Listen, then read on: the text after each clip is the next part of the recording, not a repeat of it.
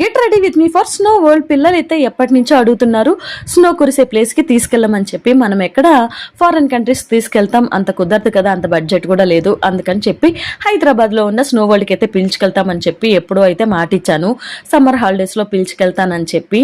ఇంకా ఇప్పుడు హాలిడేస్ అయితే ఇచ్చారు కదా, అందుకని చెప్పి వెళ్దామని చెప్పి హాలిడే స్టార్ట్ అయినప్పటి నుంచి ఇంకా నా మెదడైతే తినేస్తున్నారు. అప్పుడైతే ఫుల్ ఎండలు ఉన్నాయి, ఇంకా అలానే పొడిగించుకుంటూ పోతే ఇంకా హాలిడేస్ కూడా అయిపోయి వచ్చేసింది.